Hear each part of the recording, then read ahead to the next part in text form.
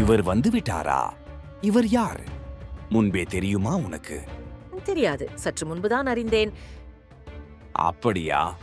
அறிந்ததும் வியப்படைந்தேன். எப்படி வந்தார் இவர்? சாளரத்தின் வழியாக. வீரர்கள் வர சரியான வழிதான் இது. தவறாக எண்ணுகிறீர்கள் தந்தையே. இவர் கலிங்கத்தின் வீரர்களால் துரத்தப்பட்டார். தப்பி வந்து அறைக்குள் குதித்தார். வீரர்களுக்கு பயந்து பெண்ணிடம் சரணாகதியா? சிறந்த வீரன்தான். யோசிச்சு பேசுங்கள் தந்தையே. இவரை யார் என்று நீங்கள் அறியாமல் பேசுகிறீர்கள். அந்த வாய்ப்பு உனக்குத்தான் முதலில் கிடைத்திருக்கிறது. அந்த வாய்ப்பை உங்களுக்கும் அளிக்கிறேன் தந்தையே. பெற்றுக்கொள்ளுங்கள்.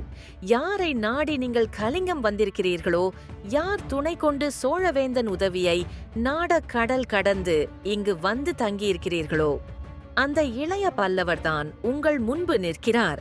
நில்லுங்கள் அரசகுமாரி. சைலேந்திர மன்னரே, விதியின் விசித்திர கயிறுகள் விபரீத நிலையில் இந்த மாளிகையில் நம்மை பிணைத்திருக்கின்றன. விரிவாக பேச இது சமயமல்ல. ஆனால் இதை மட்டும் படியுங்கள்.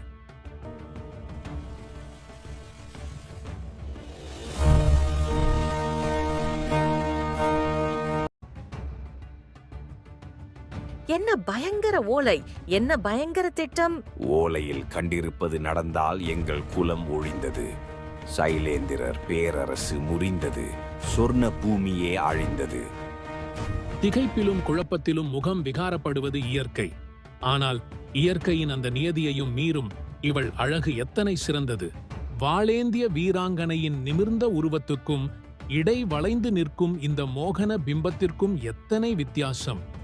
ஒவ்வொரு மாற்றமும் இவளுக்கு எத்தனை விதவிதமான அழகை அள்ளிச் சொரிகிறது. இந்த ஓலை உங்களிடம் எப்படி கிடைத்தது? தேவி, இந்த ஓலையை சோழ சாம்ராஜ்யாதிபதி வீரராசேந்திரரே என்னிடம் நேரிடையாக கொடுத்தார். உங்களிருவரையும் எப்படியும் கண்டுபிடித்து காப்பாற்றி சோழ நாடு அழைத்து வரும்படியும் உத்தரவிட்டார். ஓலையில் கண்டிருந்த விஷயத்தை கவனித்தீர்களா, இல்லையா? நன்றாக கவனித்தோம் இளைய பல்லவரே. என்னையும் கலிங்கத்தை தாண்டு முன்பு கொன்றுவிடும்படி இந்த ஓலையில் உத்தரவிருக்கிறது. உங்களுக்கு உங்கள் நாட்டில் நிரம்ப விரோதிகள் இருக்க வேண்டும் குணவர்மரே. ஆமா.